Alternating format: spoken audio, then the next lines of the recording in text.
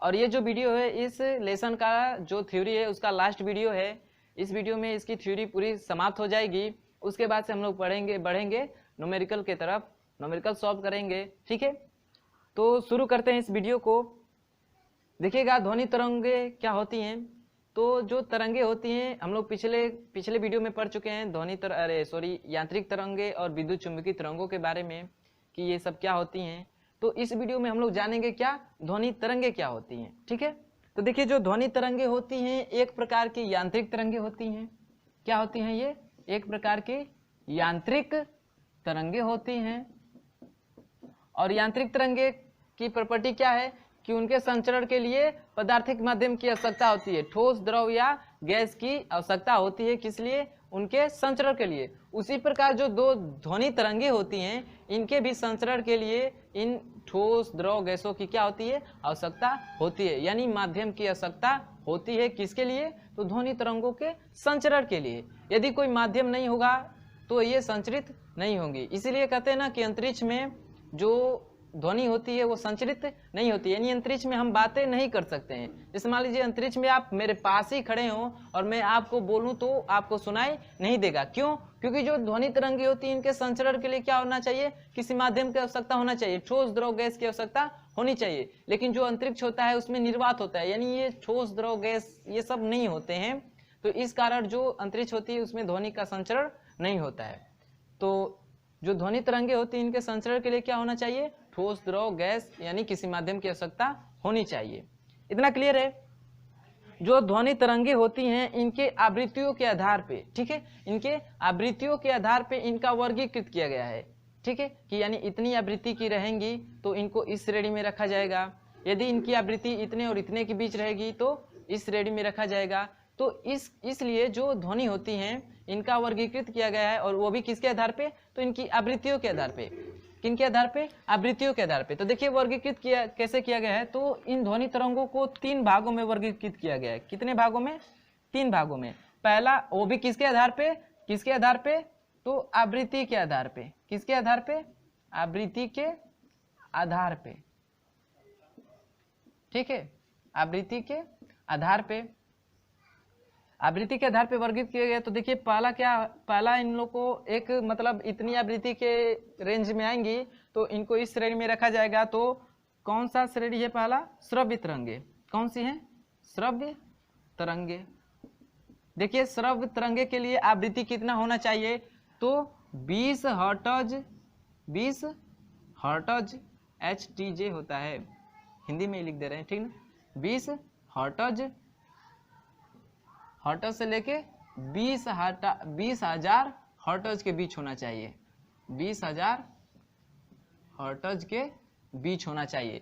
यानी जो भी ध्वनि तरंगे होंगी यानी उनकी आवृत्ति 20 हर्ट्ज से लेके 20,000 हर्ट्ज के बीच रहेंगी तो उनको रखा जाता है किस श्रेणी में? श्रव्य तरंगों की श्रेणी में। श्रव्य तरंगे मतलब क्या होती हैं? श्रव्य मतलब सुनने जा सकने वाली, यानी वे तरंगे जिनको हम लोग सुन सकते हैं उन्हें क्या बोलते हैं? श्रव्य तरंगे। और इनकी जो आवृत्ति होती है 20 हर्ट्ज से लेके 20,000 हर्ट्ज के क्या होती है? मध्य होती है। इतना क्लियर है? दूसरा आता है अपश्रव्य तरंगे। क्या आता है? अपश्रव्य तरंगे। क्या है? अपश्रव्य तरंगे। अपश्रव्य तरंगे क्या होती हैं? तो ये इस प्रकार की तरंगे होती हैं जिनको हम लोग सुन नहीं सकते। अश्रव्य तरंगों को क्या कर सकते हैं? हम लोग सुन सकते हैं, इनको सुना जा सकता है, सुन सकते हैं। ठीक।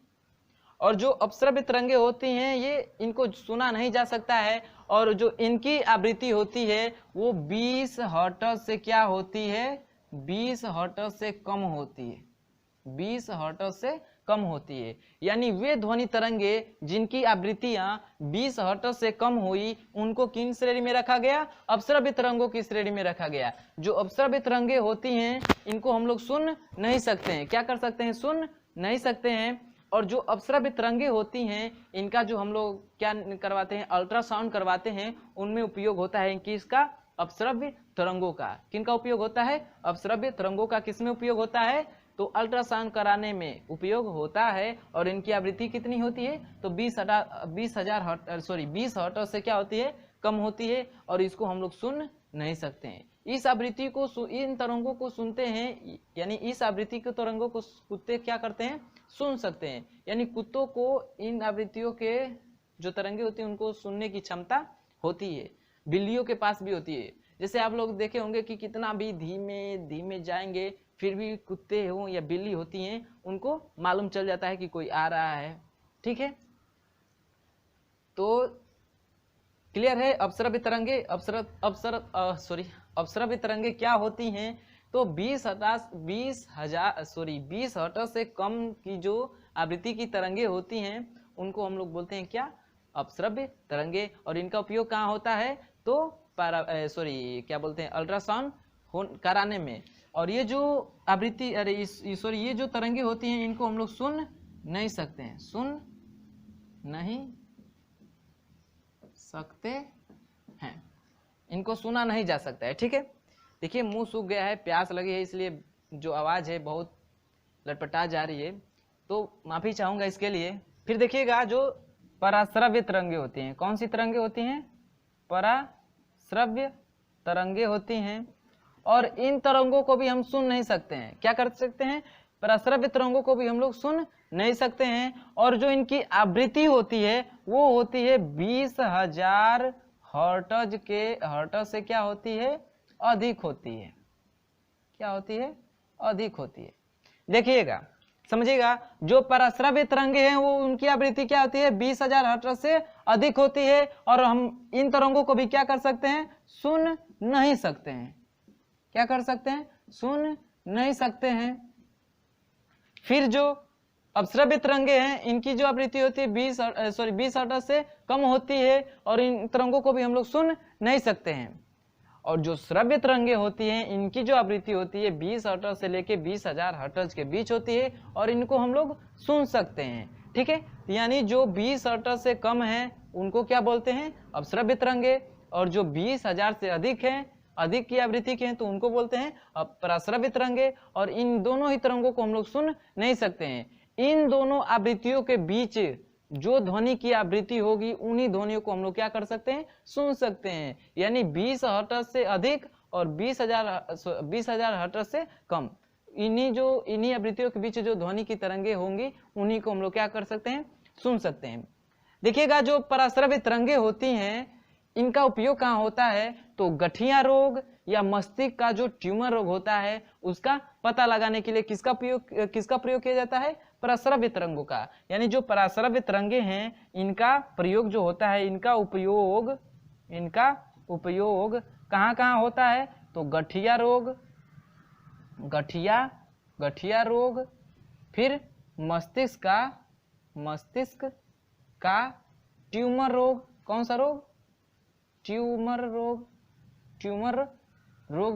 रोग का पता लगाने में। फिर कहाँ होता है, तो समुद्र के नीचे चट्टानों, मछलियों या पनडुब्बियों का पता लगाने में। कहाँ होता है, तो समुद्र के नीचे, समुद्र की गहराई नापने में भी होता है। फिर उनके जो नीचे चट्टाने हैं, पनडुब्बियां हैं या बड़ी बड़ी मछलियां जो हैं उनका भी पता लगाने का किसका प्रयोग करते हैं, पराश्रव्य तरंगों का प्रयोग करते हैं। फिर कहाँ होता है कि जो आसमान में हवाई जहाजें उड़ती हैं तो उनकी ऊंचाई नापने में कि कितनी ऊंचाई पे उड़ रही हैं उनका भी पता लगाने में किसका प्रयोग किया जाता है, तो पराश्रव्य तरंगों का उपयोग किया जाता है।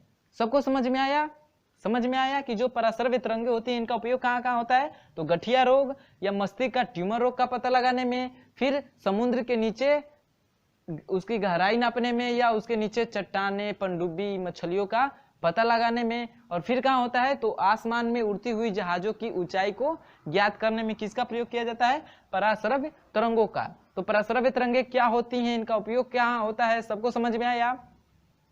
ध्वनि तरंगे इनके जो प्रकार हैं किसके आधार पे, हर्ट्ज यानी आवृत्ति के आधार पे कितने प्रकार की होती हैं और ये क्या होती हैं और इनका उपयोग कहाँ होता है। सबको क्लियर आया, सबको क्लियर हुआ तो इसको नोट करिएगा। फिर हम लोग बढ़ते हैं आगे की तरफ, जो बहुत ही ज्यादा इंपॉर्टेंट है, किससे रिलेटेड, ध्वनि से। और ये जो इंपॉर्टेंट बिंदु हैं बहुत ज्यादा इंपॉर्टेंट है, तो इसको आप लोग ध्यान से पढ़िएगा, ध्यान से सुनिएगा। और ये जो टॉपिक हैं इससे परीक्षा में पूछे भी जाते हैं, यदि परीक्षाएं में न पूछे जाएं तो आगे आप कंपटीशन की तैयारी करेंगे उससे रिलेटेड पूछे जा सकते हैं, या आप किसी से ये टिपिकल सवाल, ये टिपिकल जो बिंदु हैं आप किसी से पूछ भी सकते हैं। किसी से पूछेंगे क्या, आपसे दूसरा कोई भी पूछ सकता है कि ध्वनि पढ़े हैं, तो कहेंगे हाँ, तो कहेगा कि ध्वनि से इस के बारे में बताइए। तो ये जो आगे बताने जा रहा हूँ इसको आप लोग बहुत ही ध्यान से सुनिएगा, समझिएगा और इसको नोट करके अच्छे से पढ़ लीजिएगा, ठीक है।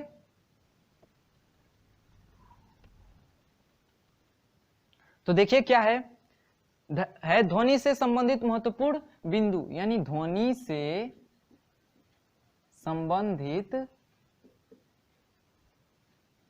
महत्वपूर्ण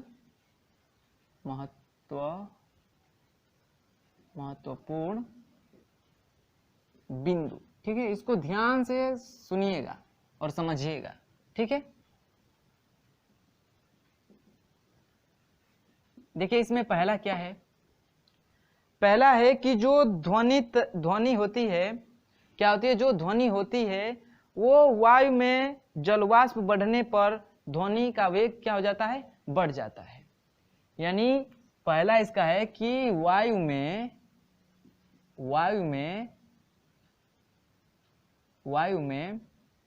ध्वनि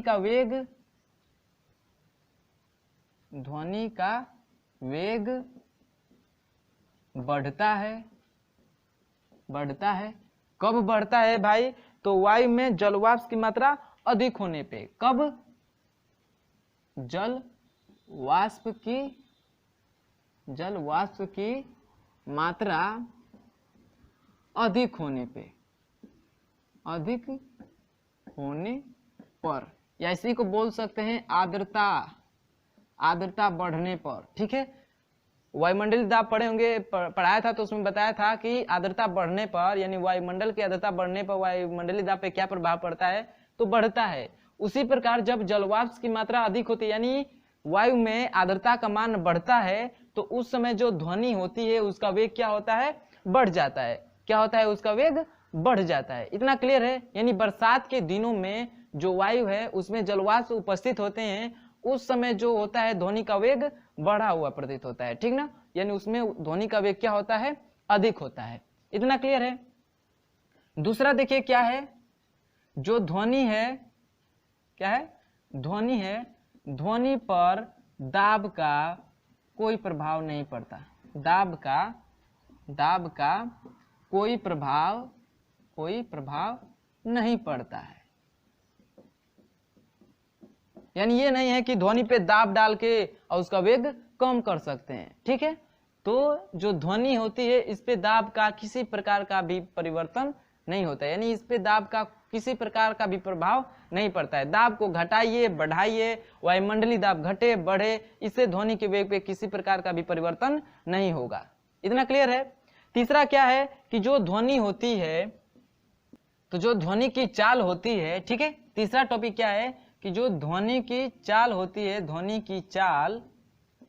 जो ध्वनि की चाल होती है, यदि माध्यम का, जिस माध्यम में ध्वनि चलेगी, यदि उसका ताप 1 डिग्री सेल्सियस बढ़ाने पर, ठीक है, यानी जो ध्वनि की चाल होती है 1 डिग्री सेल्सियस ताप बढ़ाने पर 0.6 मीटर पर सेकेंड के वेग से क्या होती है, बढ़ती है, ठीक है।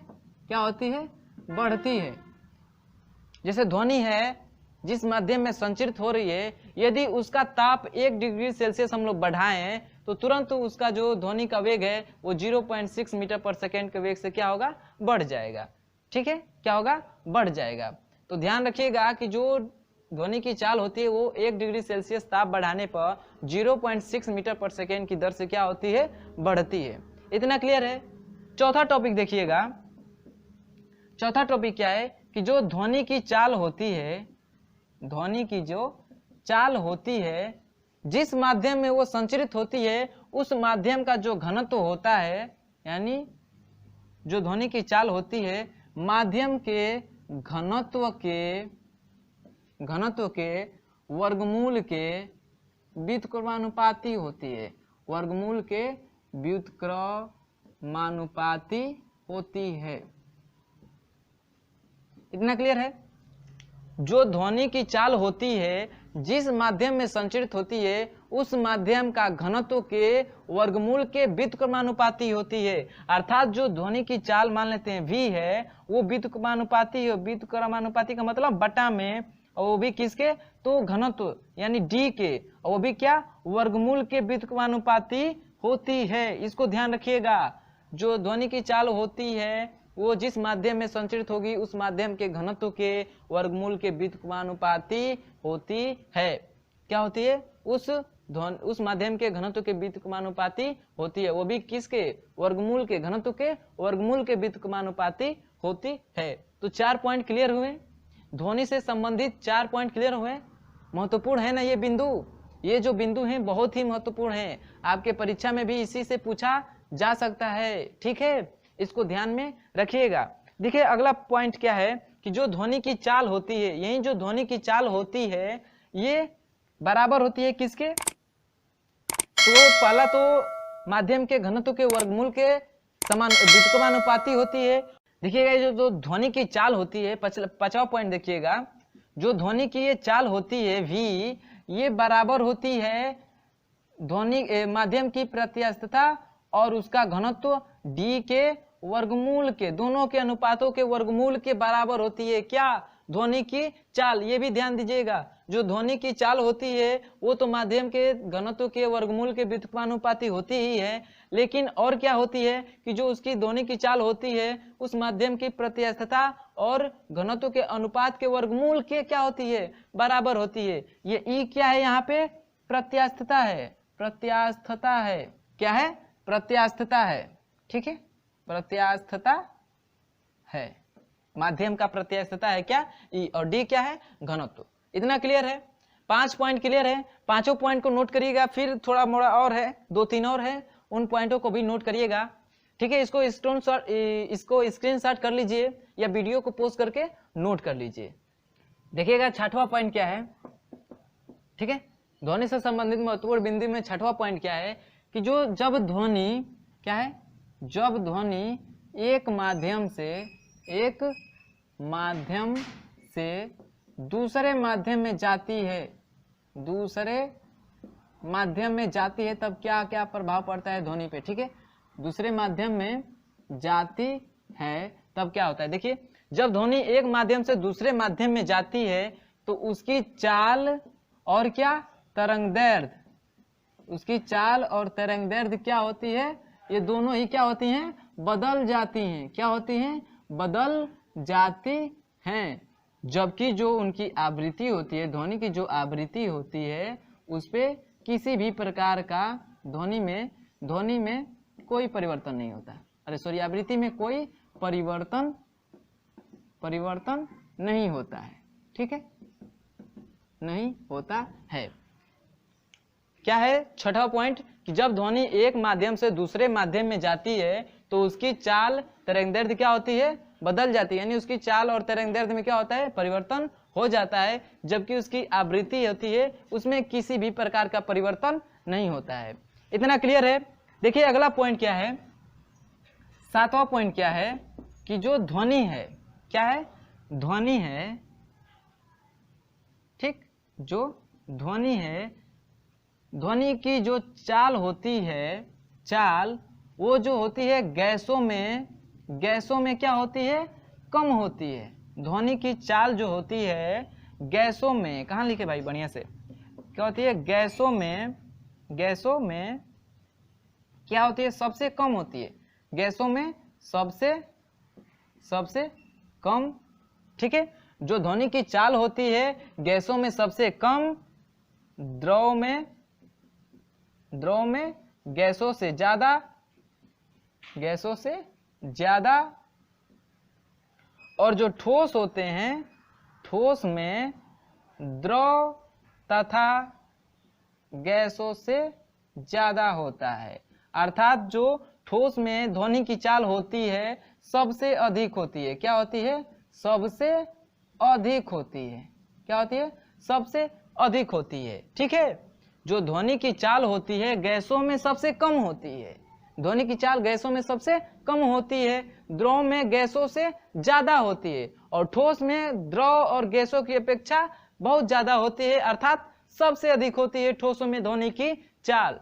पूछा जाता है कि ध्वनि की चाल सबसे अधिक होती है किसमें? ठोसों में। ऑप्शन दे दिया रहता है, कोई द्रव दे दिया रहेगा, गैस, कोई ठोस, तो आप लोग मारिएगा किस पे? ठोसों पे। ठीक है, जो ध्वनि की चाल होती है गैसों में सबसे कम, द्रव में उससे कम, और ठोसों में क्या होती है? सबसे अधिक होती है। सॉरी, द्रव में गैसों से ज्यादा होती है और ठोस में सबसे अधिक होती है, यानी सबसे ज्यादा होती है। देखिएगा, जो ध्वनि की चाल होती है, जो ध्वनि की चाल होती है 0 डिग्री सेल्सियस पे, कितना? 0 डिग्री सेल्सियस पे वायु में यानी गैस में कितना होता है, यानी गैसों में कितना होता है? तो 332 मीटर पर सेकेंड होता है। 332 मीटर पर सेकेंड होता है किसमें? गैसों में। वो भी कितने टेम्परेचर पर? 0 डिग्री सेल्सियस टेम्परेचर पे। फिर जो द्रव में होता है, द्रव में जो होता है ध्वनि की चाल, वो होता है आपका 1460 मीटर पर सेकेंड। क्या होता है? 1460 मीटर पर सेकेंड।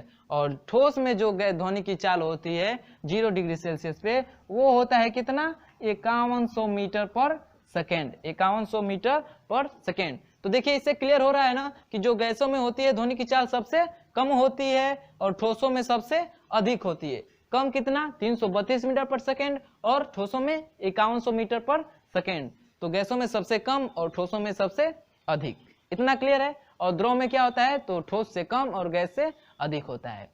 तो ये है हमारे ध्वनि से महत्वपूर्ण बिंदु, और बहुत ज्यादा महत्वपूर्ण है। ठीक है, तो इन जो बिंदु हैं ध्वनि से रिलेटेड, इसको बढ़िया से पढ़ लीजिएगा, याद कर लीजिएगा। और देखते हैं इस वीडियो का और इस चैप्टर का थ्योरी का अंतिम टॉपिक, वो है प्रतिध्वनि इको। क्या है? प्रतिध्वनि इको। तो इसको नोट करिएगा। फिर हम लोग लास्ट टॉपिक को पढ़ के और इस लेसन की थ्योरी को समाप्त करते हैं, और अगले वीडियो में हम लोग चलेंगे न्यूमेरिकल के साथ। ठीक है, तो देखिएगा, इस वीडियो का और इस लेसन के थ्योरी का अंतिम टॉपिक है प्रतिध्वनि। क्या है? प्रतिध्वनि। प्रतिध्वनि इको बोलते हैं। क्या बोलते हैं इसे? क्या बोलते हैं? इको। ECHO। क्या बोलते हैं? इको, प्रतिध्वनि। देखिएगा, एक अच्छा उदाहरण बता के आप लोग को समझाते हैं कि प्रतिध्वनि क्या होती है। तो इस समय भी, या जब आप छोटे थे तो ये काम किए होंगे कि जैसे बहुत जोर जोर से चिल्लाते थे, कहीं जाते हो तो बहुत जोर जोर से चिल्लाते थे, तो ये महसूस होता होगा कि उधर से भी जो हम लोग बोल रहे हैं, कुछ दूर से भी वैसी आवाजें आ रही है, यानी उधर से भी कोई बोल रहा है। या ये भी सुने होंगे कि डीजे बजता है इस साइड, या कोई गाना बजता है, या कोई चिल्लाता ही है, तो उसकी ध्वनि फिर कुछ दूर जाके सुनाई देती है हम लोग को भी। तो यही जो ध्वनि है, जैसे हम लोग बोलते हैं, चिल्लाते हैं, और कुछ दूर से वो किसी चीज से टकरा कर अब पुनः हमें सुनाई देती है, तो उसी को बोलते हैं हम लोग क्या? प्रतिध्वनि। बहुत ही मजा आता है ये सब करने में। छोटे थे तो हम लोग भी बहुत करते थे, चिल्लाते थे, तो उधर से भी आता था, और इसी तरह बहुत मजे लेते थे चिल्ला चिल्ला कर। फिर किसी का नाम लेकर, बोल बोल कर, तो उधर से भी आवाजें आती थी। लगता था कि कोई बोल रहा है तो और चिढ़ाते थे। ये नहीं पता था कि हम लोग की आवाजें आ रही हैं। ठीक ना? तो बहुत मजा आता था। कुछ बोलो तो उधर से भी आता था, तो इधर से भी बोलो, बहुत ही मजा आता था। तो वही होता है क्या? प्रतिध्वनि। ज्यादातर पहाड़ों पे भी देखे होंगे, किसी मूवी पे भी, कि जाकर वहां पे चिल्लाते हैं सब। आप लोग समझते होंगे क्या चिल्लाते हैं। तो चिल्लाते हैं तो उधर से आवाजें आती हैं कई कई बार रिटर्न होके, तो वही क्या होती है? प्रतिध्वनि होती है। समझ में आया प्रतिध्वनि क्या होती है? तो ध्वनि स्रोत से ध्वनि निकलकर फिर कुछ दूर किसी चीज से टकराकर और पुनः स्रोत तक आती है, ध्वनि स्रोत तक, तो उसी ध्वनि को हम लोग बोलते हैं क्या? प्रतिध्वनि। क्या बोलते हैं? प्रतिध्वनि। जैसे मान लीजिए यहाँ पे ध्वनि स्रोत है, ठीक है, यहाँ पे क्या है? ध्वनि स्रोत है, और यहाँ से ध्वनि निकल रही है, और यह किसी चीज से टकराकर वापस आ रही है। तो मान लीजिए यहाँ से जो ध्वनि है और जो जिस वस्तु से टकरा के आ रही है उसके बीच की दूरी d है। ठीक है, उसके बीच की दूरी d है। तो ये जो ध्वनि है यहाँ से जाएगी, ठीक, और फिर यहाँ से टकरा कर वापस आएगी, तो इसका कितना दूरी तय करना पड़ेगा? तो यहाँ से गई डी और फिर वापस आई डी, यानी इसको टोटल जो दूरी तय करना पड़ा ध्वनि को, जो दूरी तय करना पड़ा वो कितना हो गया, 2D हो गया। इतना क्लियर है। और फिर इस जो ध्वनि है इसको इस माध्यम से यानी इस चीज से, इस वस्तु से टकरा कर पुनः स्रोत तक आने में जो समय लग रहा है, जो समय लग रहा है वो कितना लग रहा है, टी लग रहा है। वो कितना लग रहा है, टी लग रहा है। इतना क्लियर है। यानी जो ध्वनि है उसको कितना दूरी तय करना पड़ेगा। माना है हम लोगों ने कि ध्वनि स्रोत से और उस वस्तु से जहां से ध्वनि टकरा के वापस आ रही है उसके बीच की दूरी डी है, तो ध्वनि जाएगी और फिर वापस आएगी तो उसको डी डी यानी 2D दूरी तय करना पड़ेगा। कितना दूरी तय करना पड़ेगा, 2D दूरी तय करना पड़ेगा। और मान लेते हैं कि इस ध्वनि को इस स्रोत से जाकर और टकराकर आने में जो समय लग रहा है टी लग रहा है, तो जो ध्वनि की चाल होगी, तो जो ध्वनि की चाल होगी वो कितनी हो जाएगी, तो चाल बराबर क्या होता है, दूरी बटा में क्या होता है, समय। दूरी बटा में क्या होता है, समय। तो यहां से हम लोग समय निकालें कि ध्वनि की तो चाल हम लोग को मालूम है, ध्वनि की चाल वाई में कितनी होती है, 332 मीटर पर सेकेंड। कितनी होती है, 332 मीटर पर सेकेंड। तो कोई ध्वनि है और किसी स्रोत, जिस स्रोत से निकल रही है उससे हम लोग की दूरी पता है कि इतना दूरी से लौट के आ रही है, इतना दूरी से लौट कर उसको आना है। तो उसको आने में यानी यहाँ से मैंने बोला ध्वनि निकली और उस चीज से टकरा कर, कोई भी चीज है उसे टकरा कर पुनः मेरे तक आए तो कितना समय लगेगा, तो समय हम लोग निकालें। ठीक है, समय निकाले तो समय बराबर क्या हो जाएगा, तो दूरी बटा में क्या हो जाएगा, चाल। यानी समय को किससे, टी से। दूरी कितनी है, 2D है।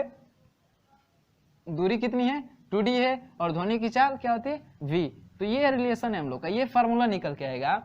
ठीक है, प्रतिध्वनि, जो प्रतिध्वनि होती है उसका जो समय निकालेंगे वो कितना होगा, 2D/v। यानी ध्वनि स्रोत और जिस चीज से टकरा के आ रही है उसके बीच की दूरी और ध्वनि की चाल का डिवाइड करेंगे तो हम लोग की समय निकल के आ जाएगा कि जो प्रतिध्वनि है वो कितने समय में पुनः हमारे पास आएगी।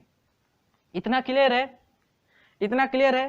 तो यहाँ से दो फार्मूले बन गए आपके, t बराबर 2D/v या v बराबर निकालेंगे तो 2D/t, 2D/t।